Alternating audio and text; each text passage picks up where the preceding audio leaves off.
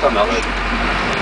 Bien, donc là j'ai fait une petite halte sécurité au niveau de la bascule gyps pour badger, parce que quand on descend en souterrain, il faut qu'on sache exactement combien il y a de personnes au fond.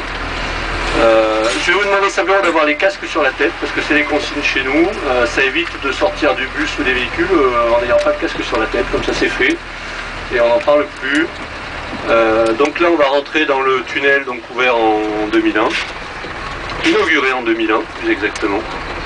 À l'époque, il y a une petite plaque à droite, là, inaugurée par le ministre d'Environnement de l'époque, Yves Fauché, député du Val d'Oise à l'époque. Et donc qui est un tunnel qui fait près de 400 mètres et qui permet donc de jonctionner l'extérieur avec les galeries d'exploitation. C'est à l'arrière du bus que ce sont des masques qui se mettent en cas d'incendie et d'atmosphère irrespirable. Donc je vous montrerai à quoi ça ressemble, mais sachez que ça existe et que toutes les autres personnes savent comment les mettre. Donc là on est dans les galeries d'exploitation, on rejoint les galeries d'exploitation qui ont été creusées dans les fin des années 90 du sud vers le nord et qui ont été poussées le plus loin possible dans le gisement avant de pouvoir jonctionner avec le tunnel. Alors vous voyez que le fléchage donc est assez simple pour s'y retrouver en carrière. Le jaune, c'est ce qui nous amènera au quartier d'exploitation. Le vert, c'est ce qui va au Remblai. Et puis il y a également, mais on n'ira pas, sur le quartier Lafarge, c'est fléché en blanc. Et le retour, donc comme je l'ai dit, est fléché en rouge. Donc ça c'est une systématique partout dans la carrière et de façon à pouvoir évacuer au cas où, de façon claire, et ne perdre personne dans la circulation quotidienne. Bon, sinon ça se passe quand même en général plutôt bien, les chauffeurs sont habitués pour la plupart du temps, les chauffeurs de poids lourds et circulent sans difficulté en suivant le fléchage. Bon. Donc tout droit, je vous dirai. Bon, vous suivez les flèches jaunes, on va faire comme pour les poids lourds, vous suivez les flèches jaunes et il n'y a pas de souci. Donc pourquoi minibus? Parce que vous comprenez bien qu'un grand bus, il aurait du mal à tourner. Vous allez voir qu'il y a certains virages gauche-droite sur lesquels un bus ne passerait pas et pour lesquels d'ailleurs les semis sont parfois un petit peu limites pour tourner. Alors pourquoi ce cheminement-là? Parce que vous allez le voir, on a certains piliers là, comme ceux-ci, là, qui sont à votre droite ou à votre gauche, qui sont revêtus d'un matériau qui est du anhydrite projeté ou du béton projeté, parce qu'on a certains endroits dans la carrière où le gypse était de caractéristiques mécaniques plus faibles, et donc qui ont montré que dans le temps les piliers tenaient mal, donc ce qui nous a conduit à remblayer, mais à conserver malgré tout évidemment des voies de circulation, des voies d'accès, et pour ces voies d'accès à faire un soutènement. Et le soutènement c'est fait par le biais de ce béton projeté, voire localement par le biais de soutènement, vous avez peut-être vu des colonnes de bois qui servent à soutenir certains carrefours. Voilà, donc là on est dans une zone qui a toujours été assez faible. Voilà, là, vous avez des colonnes de bois qui permettent, moyennant des grands IPN et le béton projeté, de soutenir les carrefours, des voies de circulation. Le reste, aux alentours, a été remblayé.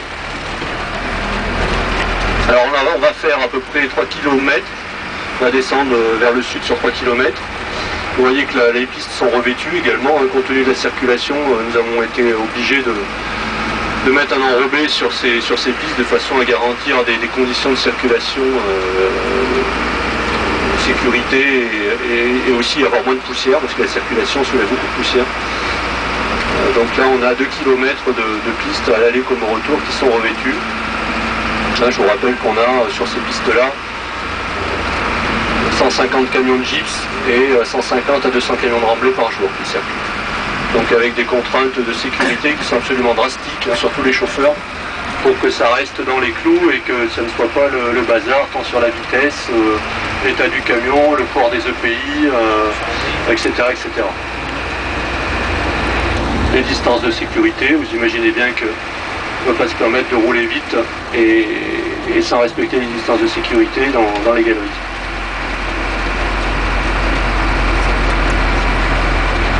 Alors on va aller voir la première étape, là sera l'étape du marinage.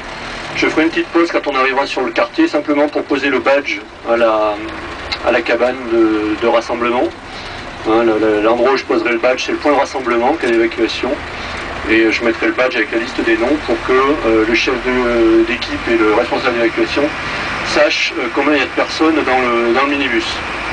Et puis on finira d'arriver avec le minibus au plus près des chantiers. Donc on ira voir une opération de marinage, donc c'est reprendre les volets abattus. Et vous verrez qu'on a certains engins de chantier qui sont assez remarquables et assez uniques en France, parce qu'on a des chargeurs de type minier, vers des chargeurs à conduite latérale. On n'est pas sur des chargeurs traditionnels de terrassement, mais là sur des chargeurs typiquement miniers qui permettent de faire du roulage relativement vite, d'avoir des meilleurs rendements, des capacités de coder très importantes. Et également, comme on est en conduite latérale, de ne pas avoir à se retourner à chaque fois qu'on fait une manœuvre, puisque la machine fonctionne indifféremment vers l'avant ou vers l'arrière. Après, il suffit de décider où est l'avant, où est l'arrière. Donc là, on sort des pistes revêtues, et puis on va se rapprocher des quartiers de production.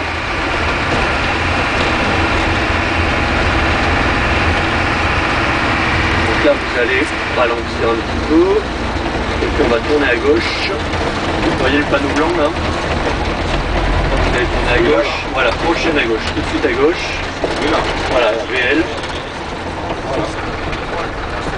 Donc on a une entrée VL pour notre personnel sur le quartier et une entrée poids lourd qui est un petit peu plus loin pour bien séparer les flux poids lourds des flux de VL liés à l'exploitation.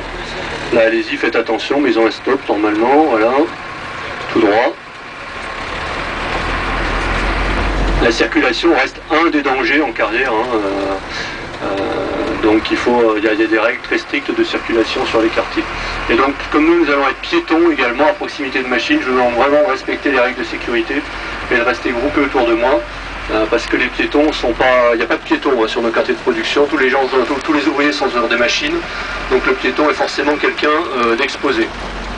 Vas-y, tout droit, là, il n'y a personne qui sort. Ok, bah voilà, non, mais c'est mieux. Le moment de vous me le dire, c'est bon. Donc là, vous allez vous arrêter à gauche, là, tout de suite, là, à gauche. Là où il y a la petite cabane, allez-y, avancez. Ah, tout là, avancez, là, encore un pilier. Voilà, là, vous garez là, ça, je vais poser cela. Voilà. Comme ça, là, c'est bon. Maintenant, ne coupez pas, on repart. Ne coupez pas, on repart, je vais juste le poser. On va renverser dans l'éclairage. Bon, mettez encore à droite, ça va derrière. Voilà, vous mettez là, et là on est prêt à partir. Voilà, parti. Voilà. Je me mets là. Vous restez là droit, et puis on repartira tout de suite à gauche. On repartira de l'onglet. Voilà. Là. Voilà, c'est parfait, vous coupez tout, vous restez. J'attends, s'il n'y a personne qui me dérange, moi je dérange personne. Là, vous gênez personne, c'est prévu comme ça. Bien, on va sur le chantier, allons-y.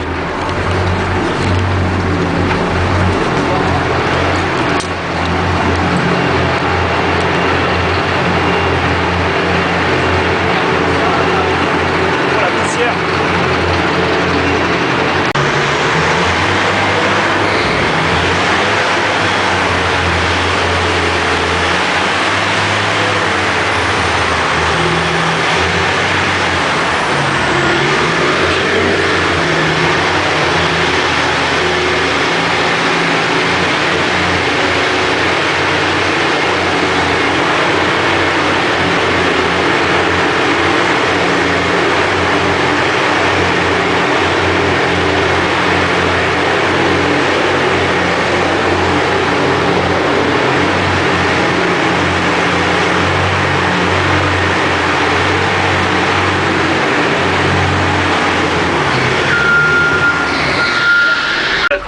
Parce qu'on ne garantit plus la stabilité des piliers, on a des pollutions, on a des problèmes au niveau de la foration, du minage, des tirs, etc.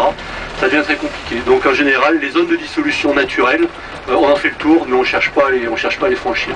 Mais c'est vrai que ça peut arriver, dans certains vieux quartiers, là, on a certains boyaux de taille décimétrique, voire métrique, qui arrivent à traverser certains piliers.